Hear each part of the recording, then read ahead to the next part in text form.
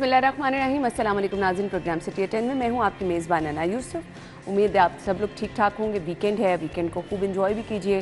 गर्मी भी बढ़ रही है और इसके साथ साथ बाज़ारों में रश भी बढ़ता चला जा रहा है। ईद के आमद है और हम देख रहे हैं जी शॉपिंग के लिए ख़रीदारों का रश बढ़ता जा रहा है। दुआ ये है कि ये खुशियों का त्यौहार खुशियों के साथ आए और आप लोगों के लिए सब के लिए आसानियाँ लेकर आए। ताक रातों में जो इबादत करें हमें ज़रूर अपनी दुआओं में याद रखें। प्रोग्राम का बाकायदा आगाज़ करेंगे। सबसे पहले आज की टॉप स्टोरीज़ हैं जी। टॉप स्टोरीज़ में पहली खबर हमारे पास क्या है जी? कैदियों को वीडियो कॉल की सहूलत, नमाज भी बाजमात अदा कर सकेंगे।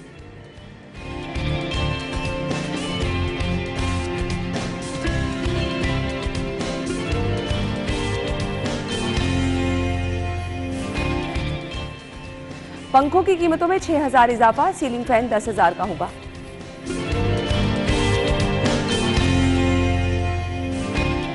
पुलिस की गाड़ियां अब खवातीन भी चलाएंगी, पहली लेडीज ड्राइवर भर्ती।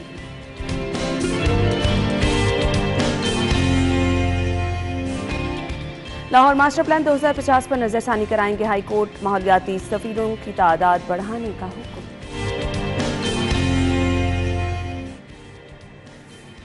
खबरें आप जान चुके हैं। खबरों की डिटेल्स की तरफ आएंगे। हमारे साथ हमारे एडिटर ब्यूरोक्रेसी कैसर खोकर साहब और सीनियर रिपोर्टर अली रामी मौजूद हैं। अस्सलाम वालेकुम। क्या हाल चले आप? बिल्कुल ठीक ठाक। आजकल तो वैसे खबरें होनी चाहिए थी, कुछ ईद शॉपिंग के हवाले से, कुछ महंगाई की कमी के हवाले से, लेकिन खैर हमारे पास रूटीन की खबरें हैं। खोकर साहब, आपने ईद की शॉपिंग कर ली है? जी बिल्कुल कर ली। सही। अली, आपकी ईद की शॉपिंग हो गई? जी अल्हम्दुलिल्लाह। ये चीज़ें साथ साथ चल रही हैं। आजकल मसरूफियात भी सब लोगों की यही चल रही हैं। खैर, जो लोग कर रहे हैं उनको गुड लक कहना चाहेंगे क्योंकि महंगाई बहुत ज़्यादा है, लोग परेशान हैं। अब आ जाते हैं जी अपनी खबरों की तरफ। खबरें कौन सी हैं? आज की लीड स्टोरी है कैदियों को वीडियो कॉल की सहूलत होगी, नमाज भी बाजमात अदा कर सकेंगे। अली रामे की ये खबर है। निगरान वज़ीर आला की ज़ेर सदारत इजलास हुआ। अली, बताइएगा किन किन बातों पर जो है वो बातचीत की गई, तबादला ख्याल हुआ, क्या क्या बेहतरी लाई जा रही है? देखें, वज़ीर आला पंजाब की जब से उन्होंने ये निगरान केयर टेकर सेटअप जो है वो संभाला है, तब से जेल रिफॉर्म्स के ऊपर 5 से 6 इजलास वो कर चुके हैं और हेल्थ के साथ साथ जेल रिफॉर्म्स के ऊपर बहुत ज़्यादा तवज्जो है उनकी। तो मुख्तलिफ ऐसी सहूलियात हैं जिसका वो जायज़ा ले रहे हैं, क्योंकि जो भी वज़ीर आला आया शहबाज शरीफ के बाद, उस्मान बुज़दार आए, उन्होंने जेल रिफॉर्म्स के ऊपर बहुत काम किया। उसके बाद हमजा शहबाज आए, हमजा शहबाज ने भी आके जितना उनका टाइम मिला उन्होंने जेल रिफॉर्म्स पर मीटिंग्स की। परवेज़ राय साहब के दौरे हुकूमत में 1, 2 या 3 मीटिंग्स उन्होंने जेल रिफॉर्म्स पर की हैं। अब निगरान हुकूमत है तो निगरान सेक्टर में भी जेल रिफॉर्म्स के ऊपर बहुत ज़्यादा काम हो रहा है। तो जो ये काम कर रहे हैं उसमें अब तक की जो वज़ीर आला पंजाब को जो ब्रीफिंग दी गई, उन्होंने जो सहूलियात का इजाज़ा लिया, तो उन्होंने ख़ास तौर पर वीडियो कॉल का उन्होंने कहा कि वीडियो कॉल जो है वो आप लाज़मी करवाएँ। तो इसके अलावा एक इंटरनेट और लैपटॉप की फ्राहमी की एक तजवीज़ थी जो कि फ़ौरन जो गैर मुल्की कैदी होते हैं यहाँ पे उनको सहूलत देने की तजवीज़ थी। उसको अभी तक वो होम डिपार्टमेंट की तरफ से क्लियर जो है वो नहीं किया गया। तो लिहाजा ये जो पाकिस्तान के अंदर जो कैदी हैं, पंजाब के अंदर जो कैदी हैं, इनको वीडियो कॉल की एक सिफारिश थी जो कि वज़ीर आला पंजाब की तरफ से उसकी इजाज़त दे दी गई और साथ इंटरनेट की सहूलत जेलों में मैसर होती है, वो मैसर होगी, लेकिन वो उस हद तक मैसर नहीं कि आप बिल्कुल इजी एक्सेस हो सकें। अच्छा। ये वीडियो कॉल होगी, टाइमिंग्स वगैरह रखी हाँ जाएंगी? ये वीडियो कॉल होगी, जस्ट आप अपनी फैमिली से बात कर सकेंगे। जब उनको कॉल आएगी, ऊपर लड़का कोई उनका जेल का कोई एहलकार जो है वो अपनी मौजूदगी में ये वीडियो कॉल जो है वो करवा सकता है। मतलब उसका क्राइटेरिया तय करेंगे। अब ये पायलट प्रोजेक्ट के तौर पर शुरू होगा। तो दूसरी तरफ डाइटरी प्लान था, उसके ऊपर वज़ीर आला पंजाब ने बहुत ज़्यादा फोकस किया। खोकर साहब ने भी बहुत ज़्यादा खबरें दी कि डाइटरी प्लान में जो पहले चीज़ें शामिल नहीं हो रही थी उनको शामिल किया गया, ख़ास तौर पर रमज़ान के अंदर। तो उस तरह के बहुत ज़्यादा मसाइल हैं। उनकी कुछ फंडिंग के इशूज़ हैं जिस पर वज़ीर आला पंजाब ने फोकस किया हुआ है कि जो एक डाइटरी प्लान है उसके तहत उनको बजट जो है वो प्रोवाइड किया जाए। अब 1 साल के अंदर महंगाई इतनी दुगनी हो चुकी है कि जो बजट जेलों के अंदर कैदियों के खाने के लिए रखा हुआ था, मुख्तस था, एलोकेट था, वो 2 अरब रुपए का बजट वो 8 माह के अंदर ही खर्च हो गया। अंदाज़ा करें आप। ठीक है। उसके बाद होम डिपार्टमेंट ने दोबारा ऐवान वज़ीर आला से रजू किया कि हमें 1.5 अरब रुपए का बजट मज़ीद दिया जाए ताकि जो रवा साल के 4 माह हैं उनमें खाने के लिए बजट जो है वो कम न पड़ जाए। ठीक। तो लिहाजा उनके पास कुछ पैसे 2 अरब पैसे में बाकी हैं, लेकिन वो 4 माह पूरे गुजार नहीं सकते। लिहाजा उनको 1.5 अरब रुपए का बजट जो है वो मज़ीद दिया। तो ये इस तरह के मसाइल थे जो कि फौरी तौर पर दूर किया गया। अब उसके साथ वहाँ पर सहूलियात के हवाले से क्योंकि मुझे याद है अलीम जब उस्मान बुज़ार वज़ीर आला थे तो अलीम खान साहब जो हैं उन्होंने ख़ास तौर पर जेलों के अंदर बड़े बड़े जो एक एयर कूलर्स थे उनकी तनसीब का फ़ैसला किया था और CNW डिपार्टमेंट को अहकाम दिए थे कि जेलों की वार्ड्स के अंदर एयर कूलर लगाकर इनको असीरों का जो कैदी हैं उनको एक अच्छी हवा जो है मुहैया की जाए। अच्छा फ़ैसला था, उस पर भी वज़ीर आला पंजाब ने तमाम तर उनसे ब्रीफिंग दी है और इनका अब मेन फोकस ये है कि जेलों के अंदर जो 6000 ऐसे कैदी हैं जिनकी अपीलें अभी तक अदालतों में नहीं लगी वो अपीलें जो है वो लगाई जाएँ। उस पर जितने भी कैदी हैं उनकी तरफ से दरखास्तें मसूल हो चुकी हैं। अब वो जेल हुकाम जब महकमा दाखिला से रब्ता करेंगे, महकमा दाखिला फिर अदालत से रजू करके इन लोगों की अपीलें लगाएगा। ये बहुत बड़ा काम है। सही। मतलब 6000 लोग हैं ना जिनकी कोई बात सुन नहीं रहा। No doubt. वज़ीर आला पंजाब ने खुद कहा, मोहसिन साहब ने खुद कहा कि जनाब हम इनकी आवाज़ बनेंगे, अब इन लोगों की रसाई जो है वो अदालत तक करवाएंगे ताकि अदालत इनके केसेस सुने। अदालत और बहुत ज़्यादा कामों में मुदाखलत करती है, बिल्कुल। इन लोगों के ऊपर जो है वो मुदाखलत नहीं करती। तो इस पर ना वो दूसरा ये भी है कि जो ऐसे कैदी बहुत सारे मौजूद हैं जो अपनी सजा पूरी कर चुके हैं लेकिन वो जुर्माने की मद में बेचारे जेल काट रहे हैं। जुर्माने की मद में उनके लिए मुखय्यर हज़रात से रब्ता किया जा रहा है, महकमा दाखिला कर रहा है ताकि उनकी जो जुर्माने की मद में जो पेमेंट है वो की जा सके और जुर्माना अदा की ताकि उनको रिहाई मिल सके। वो गवर्नमेंट वाले से 71 कैदियों को रिहाई से कबल जो है मिल जाएगी जिनका जुर्माना गवर्नमेंट अदा कर रही है। 11 से 12 करोड़ का जुर्माना होगा जो कि मुखय्यर हज़रात और गवर्नमेंट जो है मुखय्यर हज़रात जो है उनके पैसे देंगे, जुर्माना अदा करेंगे, जिसके बाद उन कैदियों को भी रिहाई मिलेगी कि हालांकि सजा उनकी पूरी हो चुकी है लेकिन वो जुर्माने की मद में जो है जेल काट रहे हैं बेचारे। कुछ 6 महीने की जुर्माने की मद में, कोई 3 महीने और ईद से कबल ये हो जाएगा। हाँ, ईद से पहले हो जाएगा। ये वीडियो लिंक के जरिए जो एक काम कर रहे हैं ना, ये तीनों गवर्नमेंट हुकूमतों का ये एक अच्छा इकदाम था कि वीडियो लिंक के जरिए ट्रायल जो है वो कोर्ट के होने चाहिए, बजाय ये कि जेल के अंदर से लोग जाएं, पुलिस की वैन इस्तेमाल हो, पेट्रोल आप खर्च करें। अब वीडियो लिंक के जरिए लोगों का वहीं पे बैठे मौजूद अब ट्रायल कर रहे हैं, वहाँ पे जाते हैं, अदालतों में जाते हैं, वहाँ पे फड्डे होते हैं, यानी कि लड़ाइयाँ होती हैं, बड़े बुरे हाल होते हैं इनके। तो ये भी एक अच्छा फैसला है कि अगर ट्रायल इनका जेलों के अंदर ही हो जाए थ्रू वीडियो लिंक तो ये भी बहुत अच्छा इकदाम होगा। लेकिन इस पर अभी इम्प्लीमेंट जो कुछ जेलों में हो रहा है, कुछ में नहीं हो रहा। उसके अलावा CCTV कैमरास के हवाले से था और एजुकेशन के ऊपर बहुत फोकस किया जा रहा है कि जेलों के अंदर जो है वो एजुकेशन को मज़ीद बेहतर किया जाए।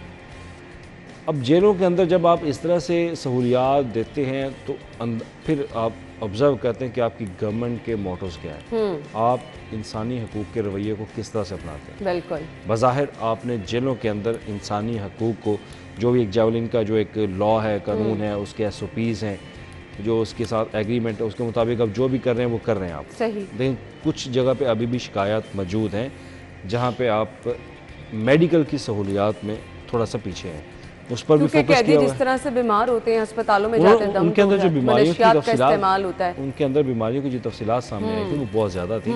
तो उस पर भी गवर्नमेंट का फोकस है कि वो मेडिकल जो सहूलियात वहाँ पे जेलों के अंदर मौजूद हैं उनको अपग्रेड किया जाए, उनमें एक्सटेंशन की जाएगी तो वो ज़्यादा निज़ाम जो है वो बेहतर हो सकेगा। तो लिहाजा जेल हुकाम भी इस काम पर लगे हुए हैं कि वो इसमें बेहतरी लाएँ।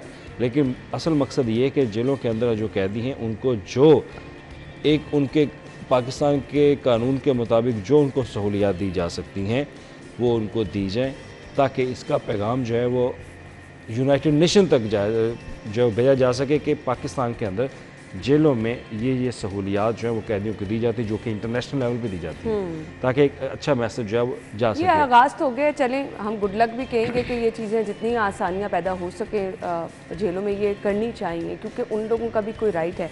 ब्रेक लेनी, हमने ब्रेक के बाद अगली खबर की तरफ आएंगे, हमारे साथ रहिए।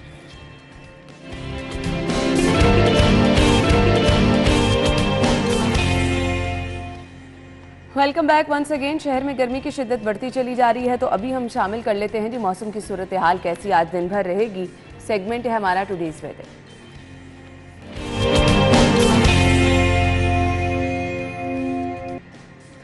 कोमल की तरफ चलेंगे और आयशा ने PCR में बैठ के ये बार बार कह रही हैं कि गर्मी बहुत है, तो बाहर के हालात मेरे ख्याल से बहुत डिफरेंट है, अंदर तो AC मौजूद है। चलते हैं बाहर की तरफ। कोमल है जी कोमल बताइए मौसम कैसा है, कितनी गर्मी है आज? जी बिल्कुल अन्ना, शहर लाहौर के मौसम के हवाले से बात की जाए तो शहर लाहौर के जो बासी हैं वो गर्मी से बहुत ज़्यादा निढाल नज़र आ रहे हैं। जहां हम देख रहे हैं कि बासी निढाल हैं, वही हमारे जो परिंदे हैं, हमारे जो पौधे हैं, जो हमारे शहर की कुदरत के हसीन मंजर हैं, वो भी जो हैं वो आज बहुत ही ज़्यादा जो गर्मी से सताए हुए नज़र आ रहे हैं। शहरियों को हिदायत भी की जा रही है कि ऐसी जगहें जहाँ पर हम देखते हैं कि परिंदे बहुत ज़्यादा आते हैं और वहाँ पर पानी के इंतजाम किए जाने चाहिए, बल्कि अब तो हर जगह पर मतलब मुख्तलिफ पॉइंट्स पर जो है वो पानी के इंतजाम किए जाने चाहिए, क्योंकि गर्मी इस कदर बढ़ गई है कि हमें जो है वो हमारे जो शहरी हैं उनको जहाँ पर प्यास लगती है, ऑब्वियस सी बात है जो हमारे परिंदे हैं उनको भी प्यास की तलब होती है, तो उनके लिए जो है वो पानी के इंतजाम करने चाहिए। इसी के साथ साथ बात की जाए दर्जा हरारत के हवाले से, तो हवाओं का सिलसिला जो है वो इस वक्त मुकम्मल तरीके से रुका हुआ है, बिल्कुल भी हवाएं नहीं चल रही। इस वजह से दर्जा हरारत में इजाफा भी रिकॉर्ड किया जा रहा है। मौजूदा टेम्परेचर भी 35 डिग्री सेंटीग्रेड तक जा पहुंचा है। अमूमन पिछले दिनों में ज़्यादा से ज़्यादा टेम्परेचर 35 तक देखा जा रहा था और आज जो है वो इस वक्त टेम्परेचर 35 तक जा पहुँचा है, यानी कि गर्मी जो है वो अच्छी खासी अपने जोबन दिखा रही है और शहरों को खूब सता रही है। तो लेकिन महकमा मौसमियात ने ऐसी खबर भी सुनाई गई है कि लाहौर शहर में आइंदा 24 घंटों के दौरान हवाओं का एक सिस्टम जो है वो शुमाल मगरिब की जानिब से दाखिल होगा, जो कि शहर लाहौर में थोड़ी सी गर्मी को कम करने में अपना किरदार निभाएगा। वहीं अगर बात की जाए फ़िज़ाई आलूदगी के हवाले से, तो एक तो है कि मजमूई शरह 175 के साथ लाहौर आलूदा 3 शहरों की। ठीक है जी कोमल, शुक्रिया आपका। हमने मौसम की सूरत हाल तो आपके साथ शेयर कर दी। अब जहाँ पे मौसम में हम देख रहे हैं तब्दीली आ रही है, वाज़ेह तब्दीली आ रही है, गर्मी की शिद्दत बढ़ी है, वहीं पर सीलिंग फ़ैन 10,000 रुपये का हो गया है। पंखों की कीमतों में 6,000 रुपये इजाफा हुआ है। अभी तो हम ब्रेक में एसी की बात कर रहे थे, यहाँ तो पंखे भी नहीं अफोर्ड कोई कर सकता। जी बिल्कुल, इस हवाले से ये बड़ी पहले आपने बड़ी अच्छी खबर, पहला जो ब्रेक था उसमें दी कि कैदियों को वीडियो कॉल की सहूलत मिलेगी, लेकिन अब आपने बड़ी एक खतरनाक खबर दिया कि जो सीलिंग फैन है उसकी कीमत जो है 10,000 होगी है। अब देखिए तो इसके बाद एसी की कीमत कितनी होगी और जो एसी के जो या सीलिंग फैन को चलाने का जो बिजली का बिल है वो कितना होगा, उसका आप अंदाजा करें। अगर 10,000 का सीलिंग फैन आ रहा है तो उसका बिजली का बिल जो है ना महीने का कितना आएगा। और बेचारा एक आम बंदा जो है, आम मजदूर जो है, आम घरेलू सार्फ जो है वो पंखा भी नहीं ले सकता, और अगर पंखा ले लेगा तो उसका बिजली का बिल जो है 10,000 का वो सीलिंग फैन आता है, तो 10,000 ही उसका एक पंखा चलाने का जो है महीने का बिजली का बिल आएगा। तो बेचारा जाए तो कहाँ जाए। हुकूमत को चाहिए कि इस हवाले से जो है ना महंगाई अलाउंस जो है ना दिया जाए लोगों को, ताकि लोगों को महंगाई के हवाले से रिलीफ दिया जाए, और बिजली में जो है सब्सिडी दी जाए और गैस में भी सब्सिडी दी जाए। जिस तरह आटा मुफ्त दिया जाए, आप इतनी ख्वाहिशात का इजहार कर रहे हैं, सारी ख्वाहिशात पूरी हो ही ना जाए। अली, महंगाई अलाउंस को जब भी सीजन आता है महंगाई अलाउंस क्यों दें? वो आप दें, उनको अच्छा रोजगार दें, उस रोजगार में उनको अच्छी वेजेस दें। सही कह रहे हैं। अब ये नहीं है कि आप महंगाई अलाउंस के कम नाम से पे कम अपनी महंगाई के सब्सिडी, तनासुब से अब आप आपकी आलमी बैंक दूसरा IMF बैंक कह रहा है कि आप 2700 अरब रुपए के आपके एक्सपेंडिचर ऐसे हैं सब्सिडी के मद में और एक्स्ट्रा सर्विसेज डिलीवरी के मद में, उनको आप कंट्रोल करें। अब 2700 रुपए के अखराजात आप देखें, आप इंडस्ट्री की तरफ लोगों का फोकस कराएं, ना कि प्रॉपर्टी की तरफ। ठीक है, आप इंडस्ट्रीज़ को बहाल करें, वहाँ पे प्राइवेट जो अदारे हैं उनको आप इतना प्रेशराइज करें कि वो अपनी वेजेस जो है अपने एम्प्लॉइज़ की वो बढ़ाएं। देखिए हम लोगों की जो तनख्वाहें हैं वो वहीं पर महदूद है, महंगाई इतनी बढ़ चुकी है, तो हमें महंगाई का एहसास होगा, क्यों नहीं होगा। अब देखें जब आप सैलरीज वहीं की वहीं हैं और हर महीने गवर्नमेंट ने, आपको पंजाब गवर्नमेंट ने फैसला किया कि अब मजदूर की जो एक रोज़मर्रा की उजरत और माहाना उजरत है उसमें इजाफा किया जाए, वो आपने 32,000 जो है वो आपने कर दी है। अब देखिए इसी तरह अगर आप प्राइवेट सेक्टर्स को आप इम्प्लीमेंटेशन के ऊपर जब आएंगे, आप उनको कहें कि आप अपने एम्प्लॉयज़ की वेजेस जो हैं उसमें कुछ इजाफा करें, रेज़ करें, ताकि उनको भी महंगाई के जो टाइम एक चल रहा है उसमें वो निकल सकें। तो आप ये नहीं कि महंगाई अलाउंस दे, आप लंगर खाने चलाना शुरू कर दें, ना, ये सोल्यूशन नहीं है। सोल्यूशन ये कि लोगों को बरसरे रोज़गार बनाएं, उनको ये आदत मत डालें, उनको काम की आदत डालें, उनको काम करने दें, उनको काम पे लगाएं, उनसे काम लें। तब मिलेगी ना जब आपको नजर आ रहा होगा कि आपको उस काम से कुछ अच्छा मिल रहा है। अगर आपकी तनख्वाह महदूद होगी, आपसे मजदूरी ज्यादा ली जाएगी, मेहनत ज्यादा ली जाएगी, फिर कौन काम मैंने वही बात की, आप अपनी वेजेस बढ़ा दें, आपको महंगाई फील नहीं होगी। अब महंगाई इतनी ज़्यादा हद तक बढ़ चुकी है कि हमारी जो आमदन है वो रुक चुकी है। अब बिजनेसमैन जो है वो एक दुकानदार, चले वो एक दफ़ा तो महंगी चीज़ परचेज़ करेगा, अगर उसको चीज़ 10 रुपये में पहले मिलती थी वो 20 रुपये में मिलेगी, लेकिन वो 20 रुपये में ला के वो 20 रुपये में सेल नहीं करेगा, वो 25 रुपये में सेल कर देगा, उसको तो कोई नुकसान नहीं है। ऐसे ही है। नुकसान उसका है जिसकी तनख्वाह, जिसकी आमदन वहीं पर महदूद है और महंगाई बहुत हद तक बढ़ चुकी है। तो लिहाजा गवर्नमेंट से ये अपील ज़रूर है कि जो प्राइवेट सेक्टर में काम करने वाले लोग हैं उसके ऊपर भी फोकस करें और उन अदारों के जो मालकान हैं उनसे कहें कि जनाब आप अपने एम्प्लॉयज़ की वेजेस जो हैं बढ़ाएं, कम से कम उनकी वेजेस तो बढ़ाएं जिनकी 50,000 से कम सैलरी है। बिल्कुल, कम से कम उनका तो सोचें ना, क्योंकि उनका तो गुजारा बहुत मुश्किल से हो रहा है। बाकी जो 1 लाख से अबव तक है उनके ऊपर आप चले करें ना करें, लेकिन जो 50,000 से ऊपर कम है उनकी सैलरी आप लाजमी बढ़ाएं, क्योंकि वो तबका बहुत ज़्यादा मुतासर हो रहा है। बिल्कुल ऐसे ही है, ऐसे ही है। तो उसके लिए आपको सोचना पड़ेगा। अब जहाँ तक हमारी खबर का जिक्र अब है, ये खबर की तरफ मैं भी आने वाली थी। ये जो सीज़न के लिहाज से जिन चीज़ों का इस्तेमाल होता है उनकी कीमतों में इजाफा हो जाता है। फिर ये मैं आपको बता रही हूँ जी, ये जो 10,000 रुपये इजाफा बता रहे हैं, ये कोई बहुत आला क्वालिटी के पंखे नहीं हैं। ऐसे ही है, तो ऐसे ही। कौन रिस्पॉन्सिबल है फिर इसका, महंगाई का? देखिए, इंडस्ट्री डिपार्टमेंट को चाहिए कि आप कोई ऐसा एक मैकेनिज़्म तैयार करें कि जब भी कोई इस तरह की कोई चीज़ तैयार होती है, मैन्युफैक्चर होती है, या वो बाहर से आ रही है या वो पाकिस्तान के अंदर से मैन्युफैक्चर हो रही है, तो आप उसके ऊपर एक प्राइस का वेरिएशन का जो है वो लाजमी चेक एंड बैलेंस ज़रूर रखें। अब जब मैन्युफैक्चरर्स के पास आप जाएंगे, वो आपको या तो धमकी देगा कि वो इंडस्ट्री बंद कर रहा है, जब आप उसको प्रेशराइज करोगे, और एक फैक्ट्री के बंद करने से कितने लोग बेरोज़गार हो जाएंगे, आप वो भी देखते हैं। तो ये एक माफिया है, इस माफिया के आगे हम लोग बेबस हो चुके हैं, मतलब सरकार बेबस हो चुकी है। अब ये लोग जब भी आप इनसे पूछेंगे कि जनाब आपको क्या मसला पड़ा कि आपने महंगी चीज़ें कर दी, अब उनके पास भी सॉलिड रीज़न है कि भाई डॉलर देखें आप कहाँ तक पहुँच गया, आपकी बिजली देखें कहाँ तक पहुँच गई, आपका पेट्रोल देखें उसकी प्राइस कहाँ तक पहुँच गई। अब उनके पास ही वैलिड चीज़ें हैं। तो ठीक है, आपने चीज़ें बढ़ानी, आपको बढ़ानी पड़ेंगी, क्योंकि कोई बंदा भी अगर उसकी एक चीज़ के ऊपर प्रोडक्शन कॉस्ट 70 रुपये आ रही है, तो वो 70 रुपये में फ़रोख्त तो नहीं कर सकता, उसने कुछ ना कुछ तो आगे महंगा करके फ़रोख्त तो करना ही है। तो लिहाजा अब इसमें उनके पास भी ये सॉलिड रीज़न है। गवर्नमेंट जो है वो इसके ऊपर प्राइस वेरिएशन के ऊपर कोई मैकेनिज़्म नहीं तैयार करती कि भाई अगर आपने 70 रुपये में चीज़ बनाई तो आप 80 रुपये में फ़रोख्त करो ना, आप 150 रुपये में तो फौरी ना जाओ। तो इस चीज़ पे इंडस्ट्री डिपार्टमेंट को सोचना पड़ेगा कि आप कोई ऐसा मैकेनिज़्म बनाएं कि जो चीज़ों की कीमतें बढ़ती हैं उसका तयन कम से कम खुद तो कर लें। सरकारी सतह पे आपके रेट जो है वो कुछ होते हैं, प्राइवेट सेक्टर में जाके आपके रेट्स जो हैं वो कम करने को वो तैयार ही नहीं है। तो अब इसका बराह रास्त बोझ तो आम आदमी पर पड़ेगा ना, जिसकी इनकम तो नहीं बढ़ी, जिसकी इनकम बढ़ गई है, जिसकी आमदन में इजाफा हुआ है, जिसको अखराजात, जो बड़े लोग हैं, मतलब एलीट क्लास को तो ऐसे मसाइल का सामना नहीं। मसला ये है कि मिडिल क्लास जो तबका है ना वो पिस जाता है, और उसके बाद जो आम आदमी जिसको हम कह सकते हैं जिसका कोई पुरसाने हाल ही नहीं खुदा के अलावा, ऐसे लोग तो बेचारे पिस रहे हैं। बिल्कुल। तो ऐसे दौर में आप उनके साथ ये ज्यादती करेंगे कि आप खाने पीने के अशिया के साथ अब ठंडी हवा का झोंका जो है जो उन तक मिले वो भी अब महंगा मिले। अब देखिए ना, ये कोई बहुत शशके वाली चीजें नहीं है, पंखा एक बुनियादी जरूरत है गर्मी में, बुनियादी जरूरत है। अब गर्मी का टेम्परेचर देखें ना, पारा देखें। दूसरा ना जो पंखा है ये तो इस्तेमाल ही लोअर मिडिल क्लास करता है। बिल्कुल। जो हायर मिडिल क्लास है या अपर क्लास है वो तो एसी इस्तेमाल करते हैं, और पंखा भी इकट्ठी कीमत जो है ना 6,000 रुपया इकट्ठी बढ़ा दी कीमत। ये बहुत बड़ा खौफनाक आता है, इसका गवर्नमेंट को नोटिस लेना चाहिए और इस वाले से एक्शन लेना चाहिए कि इतनी एकदम 6,000 कीमत क्यों बढ़ाई।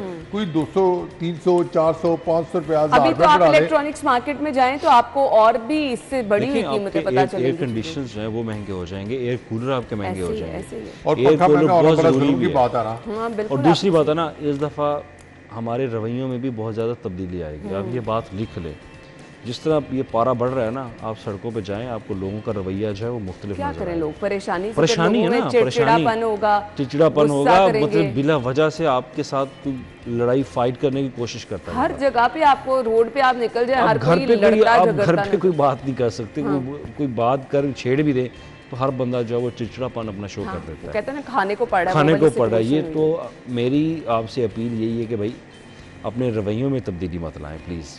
यानी रवैयों में तब्दीली आ रही है। इन हालात में वैसे कूल और काम रहना बहुत मुश्किल भी है, लेकिन कोशिश करें कि अपने रवैयों में नरमी ज़रूर रखें, यही इसमें ही बेहतरी है। अदरवाइज तो पता नहीं क्या क्या मशवरा भी है, इस पे कोशिश कीजिए, आपकी सेहत भी इससे अच्छी रहेगी। हम ब्रेक के बाद आपको ज्वाइन करते हैं, हमारे साथ रहिए।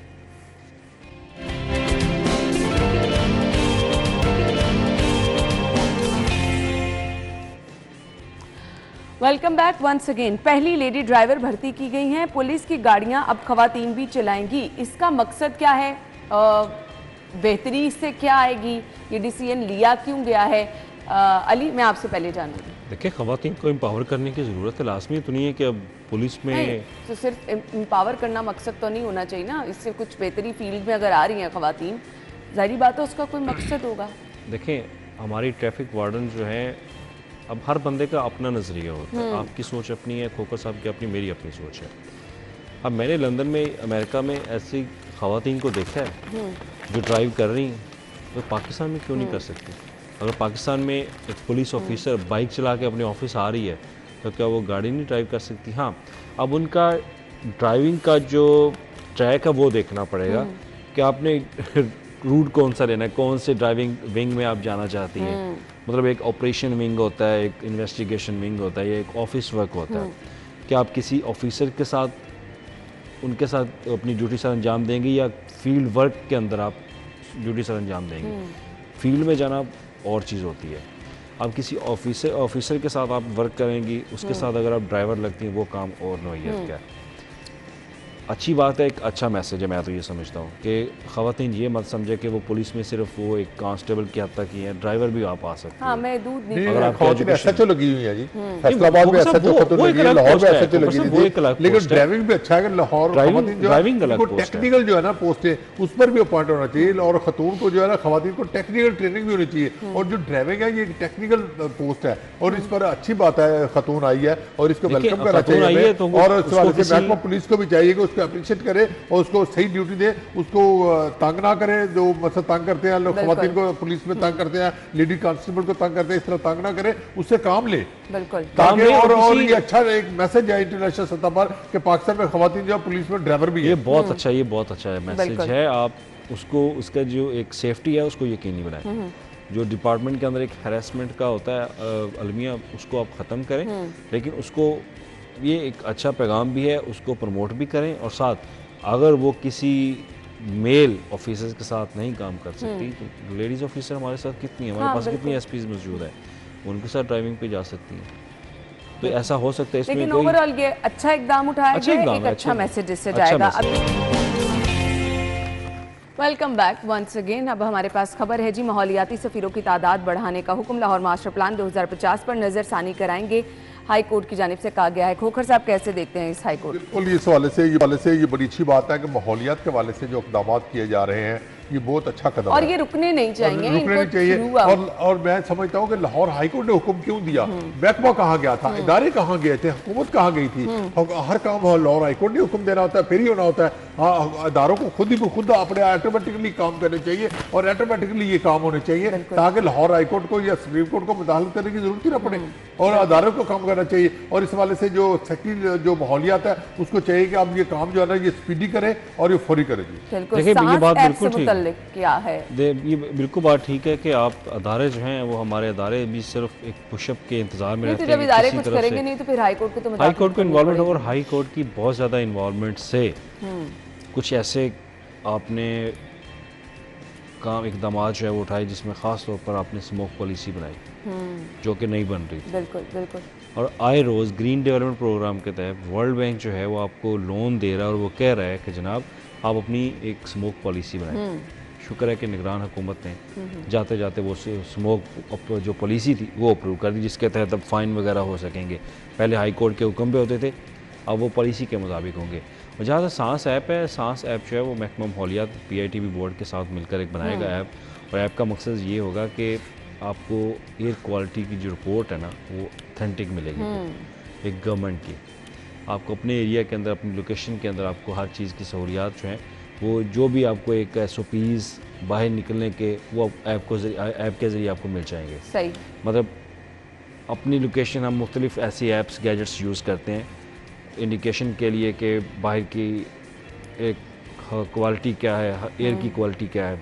अब वो गवर्नमेंट की ऐप से आपको हर चीज़ निशानदेही मिलेगी। उसमें जो भी इकदाम होंगे, उनके SOPs होंगे, पेनल्टीज़ होंगी, कोई गलत काम है तो सारी हर चीज़ उसके अंदर मौजूद होगी। तो अच्छी बात है, होनी चाहिए।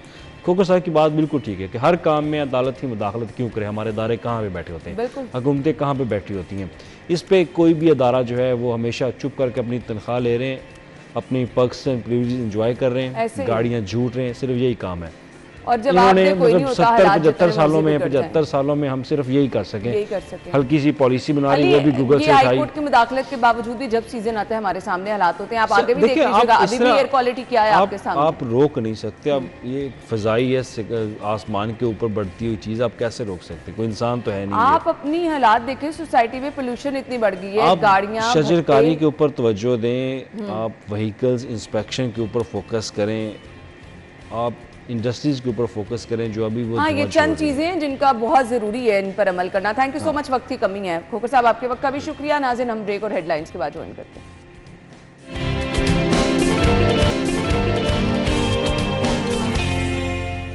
Welcome back once again. Programme के इस हिस्से में हम बात करेंगे वर्ल्ड आर्ट डे के हवाले से। आर्ट है क्या, आर्टिस्ट लोग किस तरह से हम देखते हैं कि अपने काम को मनवाते हैं।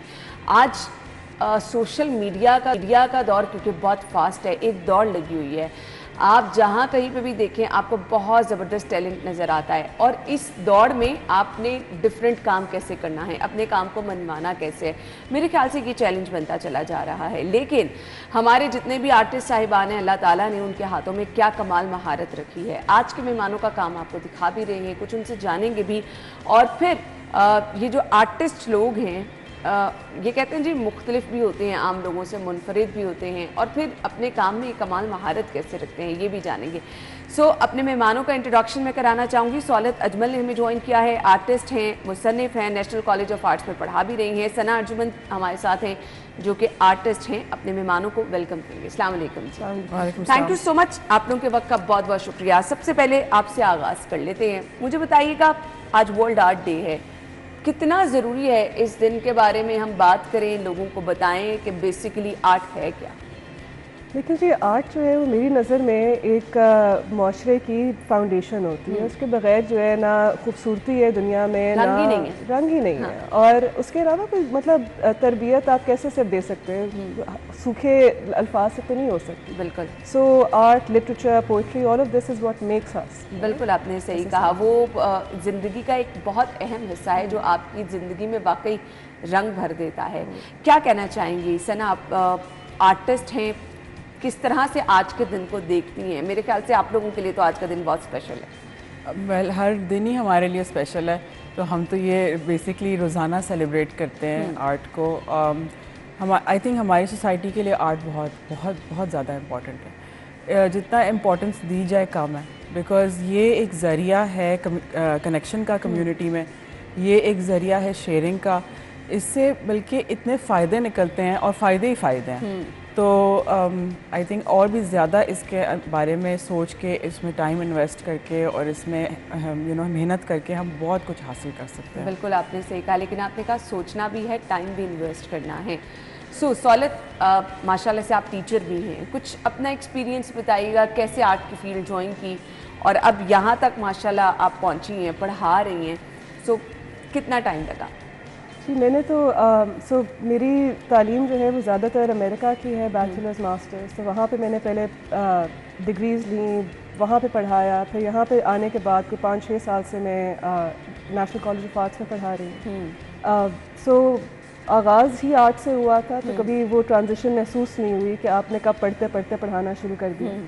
और मतलब यहाँ के बच्चे जो हैं जितने ज़हीन हैं, जितने हंग्री हैं नॉलेज के लिए, उसके हिसाब से तो बहुत ही रिवॉर्डिंग फील्ड है पढ़ाने की कि आप जितना दें उतना you see the society grow. Parents बड़े रिलेक्टेंट होते हैं, बच्चा जब आर्ट की फील्ड की तरफ आना चाहता है ना। बिल्कुल। हमारे पेरेंट्स चाहते हैं कि बच्चा डॉक्टर बने, इंजीनियर बने, ऐसी कोई ज़बरदस्त पोस्ट होनी चाहिए। हम आर्ट को उस तरह समझ क्यों नहीं पा रहे हैं? मेरे ख्याल से ये बताना लोगों को बहुत ज़रूरी है कि अगर कोई डॉक्टर एक चीज़ है तो आर्टिस्ट भी कहीं से कम नहीं है। बिल्कुल ऐसा ही है। मेरा ख्याल है कि उसी वजह से मेरा ये जो हम आज यहाँ पे बात कर भी रहे हैं, ये ऐसे कदम और लेने से ही कि उनको नज़र आए कि ये भी रोल मॉडल्स हैं। आर्ट को जितना आप एयर टाइम देते हैं, आर्टिस्ट को देते हैं, उनको समझ आती है कि ये सिर्फ एक अकेले पहाड़ों में बैठ के मुसन्नफ़ी करने वाले और फनपारे बना के जो है वो गायब हो जाने वाली दुनिया से लोग नहीं हैं। they're very influential people दुनिया जहान में। अब आर्ट वर्ल्ड बहुत फ़र्क हो चुका हुआ है, और जितना जो है वो यहाँ पे अवेयरनेस इसकी बढ़े उतना बेहतर है। बिल्कुल, आपने सही कहा। आर्टिस्ट बनने का सफ़र आपका कैसा था? क्योंकि मुझे लगता है कि बहुत सारे लोग जो हैं वो टाइम के साथ महारत हासिल करते हैं, स्टार्ट में परेशान भी हो जाते हैं। कुछ कहते हैं ये फील्ड महंगी बहुत है, आप ज्वाइन तो कर लेंगे लेकिन आपको बहुत अच्छा काम करने के लिए फाइनेंशियल भी कोई सपोर्ट नहीं होती है। सो किस तरह आपने अपना सफ़र तय किया? आई थिंक कि किसी भी चीज़ में अगर आपने अच्छा होना है तो उसमें मेहनत तो लगती है, और आर्ट भी फ़र्क नहीं है, उसमें भी मेहनत लगती है। ये शिफ्ट आना बहुत ज़रूरी है हमारी मेंटालिटी में कि आर्ट को ये देखा जाता था कि ये एक इंसान की हॉबी है, लेकिन जब ये एक इंसान का प्रोफेशन बन जाता है ना, तो ये बिल्कुल एक जिस तरह कमिटेड जॉब होती है उसी तरह आपको उसमें अपने स्टूडियो में जाना होता है या काम करना होता है, जो भी आपकी वर्क स्पेस है। क्योंकि कभी कभी शुरू में आर्टिस्ट के पास इतने फाइनेंसेस नहीं अवेलेबल होते कि वो स्टूडियोज़ बना सकें, तो जो बेडरूम्स होते हैं उन्हीं में जो ग्रेजुएट करते हैं स्टूडेंट्स तो पेंट करना शुरू कर देते हैं। बट मैं तो ये कहती हूँ, यहाँ तक कहती हूँ कि अगर आपको अपने घर के सीढ़ियों के नीचे वाला कोना भी मिल रहा है ना पेंट करने के लिए, तो उधर भी बैठ के पेंट करें। बस इसको ऐसे पकड़ना होता है कि जैसे इसके साथ चिपक जाना होता है कि ये बस करना है, ज़िद बन जानी चाहिए आपकी। बिल्कुल। तो जब ये ज़िद बन जाता है तो वो आपको बस एक दिन और रात एक माइंड में आइडियाज़ आते हैं, वो फ्लो शुरू हो जाती है। बिकॉज़ आपको भी पता है कि दुनिया में हम ये प्रैक्टिस करते हैं कि जो भी चीज़ आपके दिल मांगती है फिर वो आपको उसके साथ साथ इंस्पिरेशन मिलती है। तो ये इसी तरह चलता है, जब आप इसके प्रैक्टिस में शुरू हो जाते हैं, इन्वॉल्व हो जाते हैं, तो ये भी फिर आपके साथ एक दोस्ती करती है। वो फिर आपको रिटर्न बैक उसका आना शुरू हो जाता है। सौलत, मैं आपसे जानना चाहूँगी, एक दौड़ लगी है कुछ डिफरेंट करने की, सो ये डिफरेंट करना आज बहुत मुश्किल हो गया है। आइडियाज़ लेकर आना, फिर उस पर इम्प्लीमेंट करना, अपने काम को फिर आपने शोकेस करना, एक बड़ा चैलेंज है न्यू कमर्स के लिए स्पेशली। क्या कहना चाहिए? देखिए, मेरा ख्याल है कि आप पहिया दोबारा ईजाद नहीं कर सकते। तो मुसन्नफ़ी और पेंट क्या तो लिखाई क्या, तो हर चीज़ चल रही हो बहुत अरसे से हो रही, दुनिया की शुरुआत से हो रही है। तो आप उसके अंदर नया जो है वो करने की जद्दोजहद तो कर सकते हैं, लेकिन मेरा ख्याल है आप फोकस उस पर करें कि जो आप करना चाहते हैं उसको आप जिस दिन आइडेंटिफाई कर लेते हैं ना, उस दिन ये फ़र्क नहीं पड़ता कि लोग उसके बारे में क्या सोच रहे हैं, वो फिर आप आगे चले जाते हैं, किसी और लेवल पे चले जाते हैं। मगर ये कि हाँ, प्लेटफॉर्म्स जो हैं उनकी थोड़ी सी कमी है, और इसी सिलसिले में कुछ मैं क्यूरेशन के भी प्रोजेक्ट्स अब करती हूँ, तो दैट्स हाउ जो नए बच्चे आ रहे हैं उनको भी प्लेटफॉर्म्स मिलते हैं। कुछ ऐसे आर्टिस्ट होते हैं जिनको कभी वो दर्जा नहीं मिला हुआ जो उनके पास होना चाहिए, that's just because of lack of platforms. Galleries कम हैं, जगह दिखाने की कम है, इवेंट्स थोड़े कम होते हैं। आई थिंक जितना हम कल्चर में और आर्ट्स में इन्वेस्ट करें उतना कम है, ऐसे प्लेटफॉर्म्स बनेंगे और ऐसे लोग आगे आएंगे। तो है जद्दोजहद है, लेकिन we're going somewhere। बिल्कुल। किस तरह का काम आप पसंद करती हैं? अपने काम को किस तरह से एक्सप्लेन करेंगे?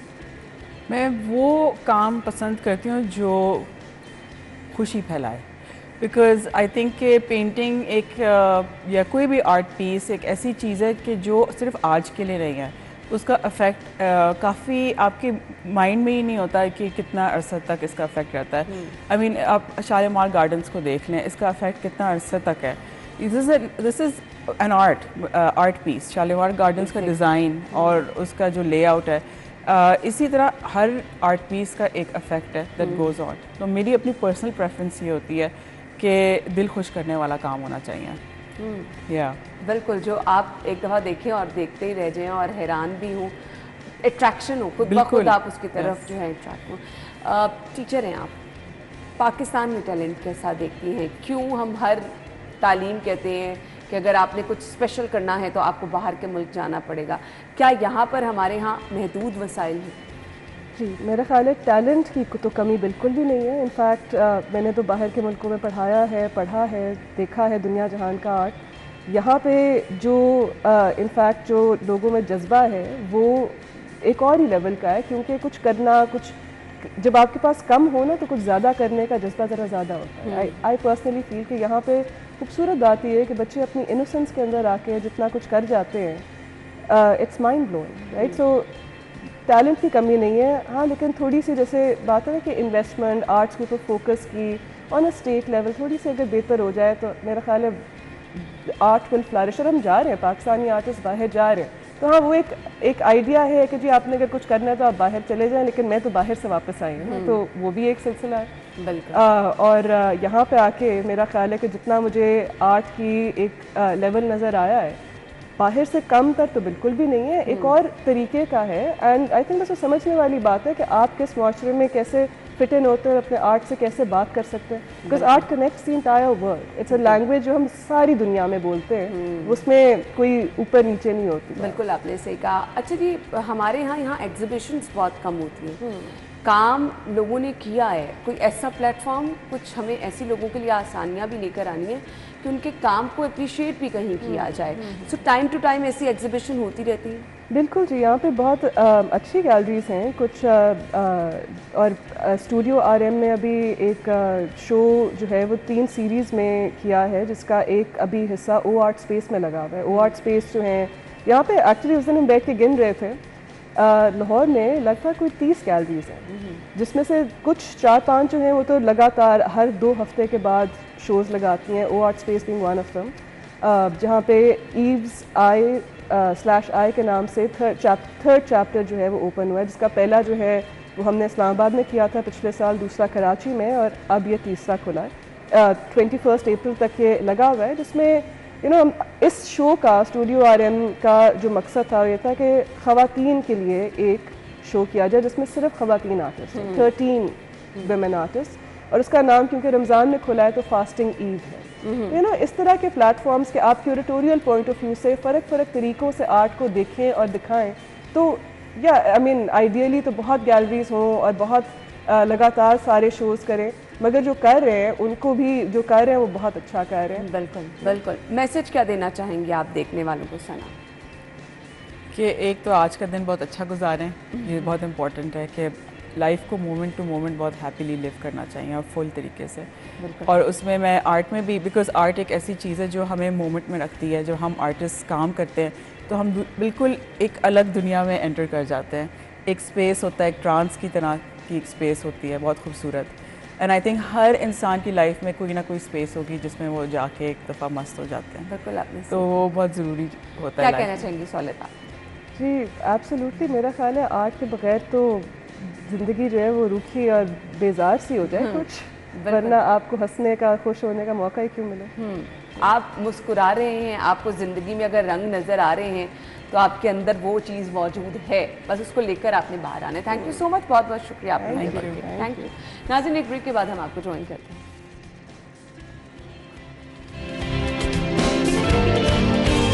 बहुत बहुत शुक्रिया आप लोगों के वक्त के लिए।